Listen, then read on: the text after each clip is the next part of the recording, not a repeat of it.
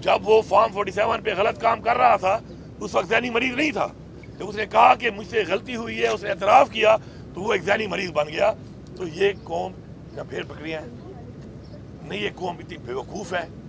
और अगर आप समझते हैं कि डंडे के जोर पे इस तरह जैली FIR करके, लोगों के ऊपर पर्चे काट के, लोगों पे जुल्म करके, फसाइयत करके आप इन लोगों को ज़बानें बंद कर लेंगे, इनके मुंह बंद कर लेंगे, तो दिलों से तो आप नहीं निकाल सके।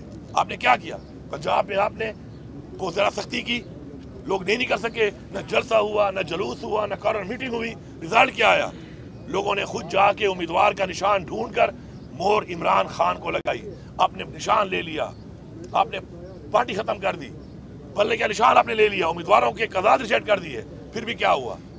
खुदा का वास्ता है जागो। और मैं इमरान खान साहब को मुबारकबाद देता हूँ। खान साहब आपकी हमेशा ख्वाहिश थी और ख्वाहिश है कि मेरी कौम जागे। खान साहब आपकी कौम जाग चुकी है और इंशाअल्लाह हकीकी आज़ादी हासिल करने तक ये कौम आपके साथ खड़ी है। इंशाअल्लाह बहुत जल्द इंशाअल्लाह इमरान खान बाहर भी होंगे, इमरान खान साहब इस मुल्क के वज़ीर आज़म भी होंगे और इंशाअल्लाह ये मुल्क उस रास्ते पे चलेगा जिस पे चलने के लिए हमारे बाप-अजदाद ने जानी और माली कुर्बानियाँ दी थी। गंडापुर साहब ये बताइएगा कि जब से आपने मनसब संभाला है उसके बाद आपकी 2-3 मुलाकातें हुई वज़ीर आज़म से, जिस पर इमरान खान ने खासी नाराज़गी का इजहार किया कि आपको उनके साथ तस्वीर नहीं बनानी चाहिए। उसके बाद आपकी मुलाकात हुई खान साहब से, क्या इसमें कोई गुफ्तगू हुई? दूसरी बात यह कि इस वक्त जो खान साहब की जो राय की खबरें चल रही है, इसमें ये बताया जा रहा है कि आपका मेन किरदार है और मीडिएशन के लिए आप कोर कमांडर से भी मिले और दीगर लोगों से भी आपकी बातचीत चल रही है, इसमें क्या सदाकत है? पहली बात तो ये है कि इमरान साहब खान साहब की कोई नाराज़गी नहीं है इस बात के ऊपर। मैं जो कि एक सूबे का मुझे खान साहब ने वज़ीर आला बनाया है, मेरे पर इस सूबे की आवाम की और मेरे सूबे की हकूक़ की जिम्मेदारियाँ हैं। और फॉर्म 47 पे जो ये वज़ीर आला बना हुआ है इस वक्त ज़ाहिरी बात है वो लीड कर रहा है, तो मेरे जो मामलात हैं उसी कैबिनेट से और इसी फेडरल गवर्नमेंट से ही होने हैं, पहली बात। दूसरी बात जो आप कर रहे हैं कोई मुज़ाकरात की या मीडिएशन की, तो मैं ये कहूँगा कि इमरान खान साहब ने खुद भी हमेशा कहा एक बात, बारहा कहा कि मैं बातचीत करने को तैयार हूँ पाकिस्तान के लिए। उन्होंने ये भी कहा कि अगर मेरी वजह से पाकिस्तान की तरक्की होती है मेरे हटने से, तो मैं हटने को भी तैयार हूँ। आपने बार बार देखा कि उन्होंने अपनी स्पीचेस में बार बार बताया, कौम को बताया, इदारों को बताया, जो कंसर्न लोग हैं उनको बताया।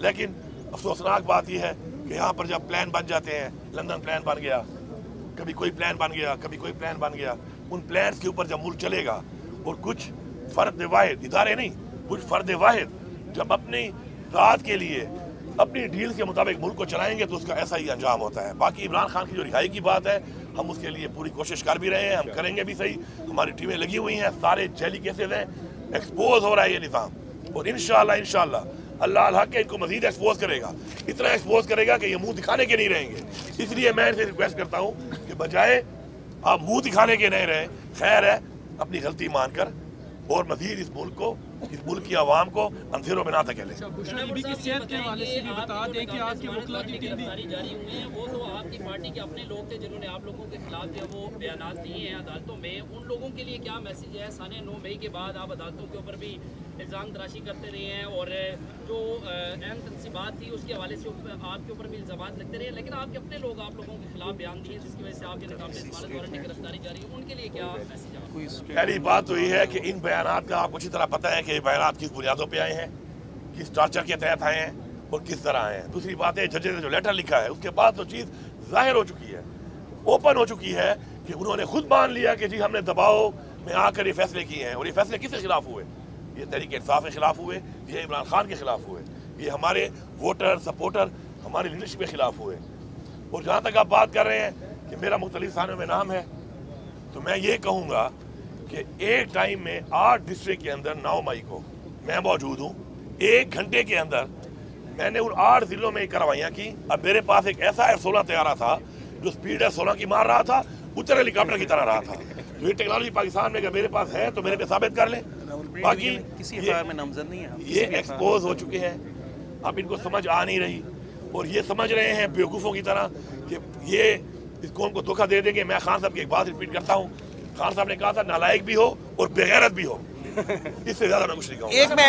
एक बात मैं ऐड कर दूं आपके एक क्वेश्चन का इन्होंने क्वेश्चन किया केसेस के हवाले से।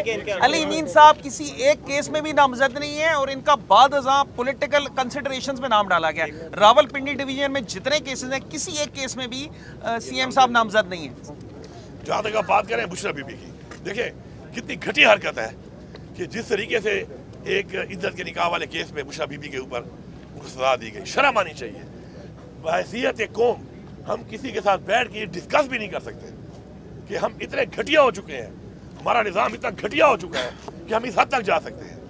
दूसरी बात सेहत के हवाले से जो उनका आया था, हमने तो लेटर लिखा है इनको कि हमें तो इन पर एतमाद है नहीं, क्योंकि इनका पिछला रिकॉर्ड भी ऐसा है। और उसके बाद जिस तरीके से बैठे हुए हैं फॉर्म 47 के तहत एक जेली मैंडेट लेकर, तो ऐसे लोगों से क्या उम्मीद होगी। तो हमने लेटर लिखा है कि भी गवर्नमेंट है कि बुशरा बीबी के चेकअप के लिए हमें इजाज़त दी जाए ताकि अपनी टीम हम भेजें और हम चेकअप करें। इंशाल्लाह बुशरा बीबी भी इंशाल्लाह खान साहब की माशाल्लाह वाइफ है, उनका भी जज्बा और स्पिरिट जो है खान साहब की तरह है। जिस तरह खान साहब इंशाल्लाह डटे हुए हैं वो भी डटी हुई हैं इंशाल्लाह। मैं सिर्फ इतना कहूँगा कि थोड़ी शर्म कर लो, थोड़ी हया कर लो और अपने आप को मजीद एक्सपोज, मैं वो लफ्ज़ यूज़ करता हूँ, अपने आप को मजीद नंगा ना करो। Thank you. ये ले लो भाई।